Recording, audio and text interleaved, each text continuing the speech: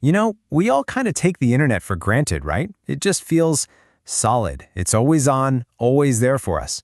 But lately, it's been showing some pretty serious cracks. Today, we're going to dig into why our digital world seems to be breaking more and more often. Okay, picture this. You're trying to get a project done with ChatGPT, or maybe you're just scrolling through X, and then poof, nothing. It's not your Wi-Fi, it's not your phone. The whole service has just vanished into thin air. It's that super frustrating, kind of disorienting feeling that, let's be honest, has been happening a lot more lately. And look, this isn't just you imagining things. It is a clear pattern of these massive digital disruptions. One minute, a faulty CrowdStrike update is bricking computers all over the world. The next, an Amazon Web Services outage takes down a ton of major services. And then, a glitch at a company called Cloudflare causes this whole other cascade of failures. These aren't just one-off accidents. They're symptoms of a much bigger issue with how the internet is actually built. All right, let's zoom in on that last one, the most recent event. On November 18th, for a few hours, a huge chunk of the internet didn't just slow down, it basically disappeared. It was a really stark reminder of just how fragile this digital world of ours has become.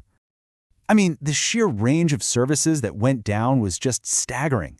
We're talking about the AI tools so many of us rely on now, huge retailers, creative platforms, but it went way deeper than that. It hit critical infrastructure, stuff like the UK's MI5 and even New York City's transit system. A single technical problem just rippled out and affected nearly every corner of our lives. So, what was going on? A massive cyber attack, right? Some coordinated effort to take down the web? Nope. The answer is way more surprising. All that chaos was caused by a single point of failure at one company, a company most of us have probably never even heard of. And this is where it gets wild. That company is Cloudflare, and its software powers more than 20% of the entire internet. Just let that sink in for a second. 1/5 of the whole web depends on this one single company to work properly.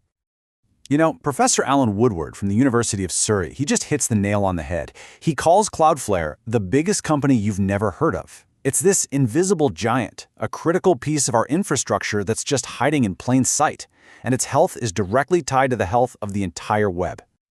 Okay, so what in the world does Cloudflare do? Well, the easiest way to think about it is like this. It's the internet security guard and its traffic cop, all rolled into one. It sits between you and the website you're visiting, protecting that site from attacks and managing all the traffic to make sure everything loads super fast and smoothly for you. So, what went so horribly wrong that day? You'd think it was some super sophisticated hack, right?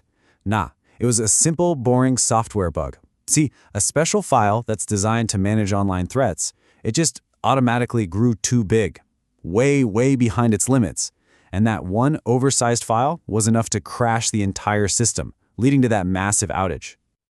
And, to their credit, Cloudflare's CTO didn't mince words. This quote from Dane Connect really acknowledges how bad the failure was. He admitted that a technical glitch at his company caused, and these are his words, real pain for millions and millions of people. But here's the thing. This isn't really a story about just Cloudflare having a bad day. It points to a much bigger systemic issue with the very architecture of the modern internet. It's about why one company's problem can become everybody's problem. Okay, so here's the core of the issue. The internet, which was originally imagined as this totally decentralized network with no single point of failure, has become incredibly centralized. We now rely on a tiny number of massive companies to keep the whole thing running. You see, whenever we talk about the cloud, what we're really talking about are just 3 giant companies: Amazon, Microsoft, and Google. Together, they control a staggering 80% of the cloud computing market. And in some places, like the UK, that number is even more extreme.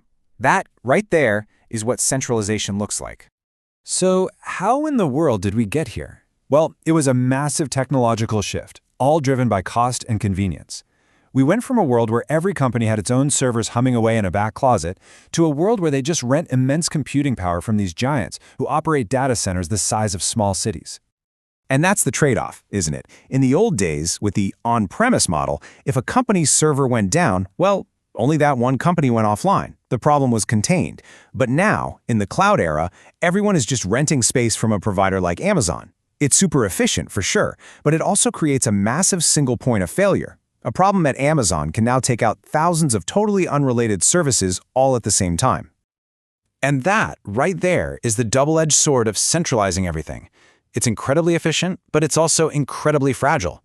That faulty CrowdStrike update we mentioned from July, another perfect example.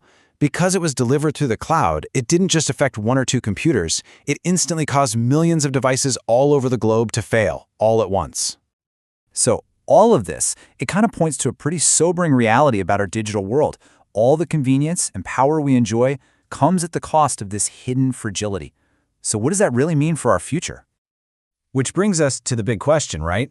If our digital foundation is this shaky, what can anyone actually do to make it more stable? How do we stop these massive outages from happening again and again?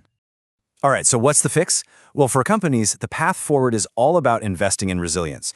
Spending more money on backup services with different cloud providers, or even bringing some critical functions back in-house. But for the rest of us, the options are, well, they're pretty limited. When one of these giants stumbles, our only real choice is to be patient and maybe, just maybe, take it as a sign to step away from the screen for a little while. And that kind of leaves us with this one big, critical thought. We've built this amazing world that's faster and more interconnected than ever before, but we've done it on an astonishingly fragile foundation. So the real question isn't if the internet will break again, it's how we'll all cope when it does. Something to think about the next time your favorite app just goes dark.